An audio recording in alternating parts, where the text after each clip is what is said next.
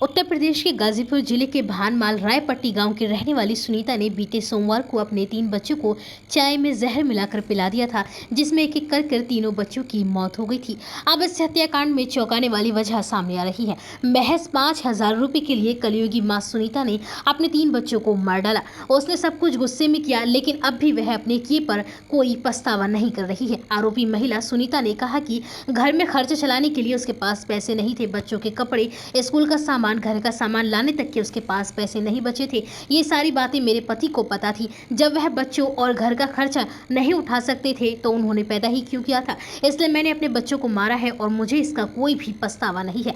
आरोपी मां सुनीता ने आगे कहा कि घर में मेरा देवर भी मुझसे लड़ता था। मेरे पति बालेश्वर यादव गुरुग्राम में एक फैक्ट्री में काम करता है। उसको वहाँ 10,000 रुपये महीना मिलते हैं। देवर की ही गाँव में एक परचून की दुकान है, वह भी थोड़ी बहुत मदद कर देता था, लेकिन उससे भला नहीं हो रहा था। घर में 4 बच्चे होंगे तो खर्चा भी वैसा ही होगा। सुनीता ने कहा कि रक्षाबंधन से पहले मैं अपने मायके रेवतीपुर गई हुई थी। वहां मैंने बच्चों के लिए पति से 5,000 रुपये की मांग की। पैसे मांगने पर वह मुझसे फोन पर लड़ने लगे और मैंने अपने देवर से भी बात की तो वह भी मुझसे गलत बात करने लगा। इस बात पर मुझे बहुत गुस्सा आया। बच्चे जब कुछ खरीदने के लिए मुझसे पैसे मांगते थे तो मुझे बहुत दुख होता था। 15 अगस्त को मेरे बच्चे कपड़े लेने की जिद कर रहे थे। मैंने उनको मना किया तो वह मुझसे गुस्सा होकर चले गए।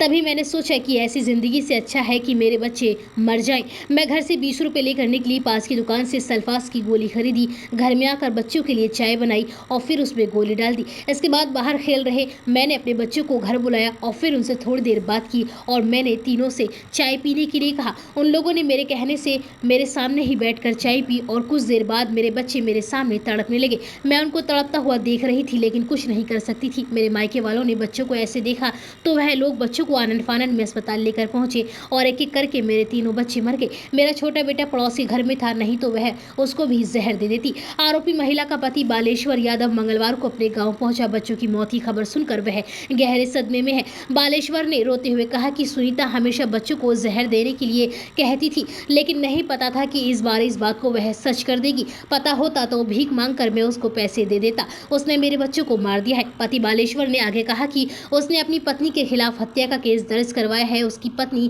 पुलिस हिरासत में है। पोस्टमार्टम के बाद तीनों बच्चों के शव गांव पहुंचे थे और तीनों बच्चों के शव को गंगा नदी में जल प्रवाह कर दिया गया है। तो वहीं इस बारे में ग्रामीणों ने बताया कि सुनीता और बालेश्वर की शादी 14 साल पहले हुई थी और दोनों के 4 बच्चे थे। महिला ने बेटे हिमांशु, प्रियांशु और बेटी सुप्रिया को सोमवार दोपहर जहर दे दिया था। उसका सबसे छोटा बेटा शेरू बगल के घर में खेलने के लिए गया था, नहीं तो वह उसे भी जहर देकर मार देती। तीनों बच्चे एक साथ परिषद स्कूल में पढ़ते थे। गाँव के लोगों ने यह भी बताया कि सुनीता बहुत ज्यादा झगड़ालू महिला थी। वह हमेशा अपने पति से लड़ाई करती थी। देवर से भी उसकी नहीं बनती थी। आपको बता दें कि महिला सुनीता ने अपने बच्चों को 15 अगस्त के दिन जहर देकर मार दिया था। बच्चों की हालत बिगड़ने पर उन्हें जिला अस्पताल ले जाया गया था। यहाँ इलाज के दौरान तीनों बच्चों की मौत हो गई थी। फिलहाल आरोपी महिला पुलिस हिरासत में है और पुलिस ने उसे जेल भेज दिया है।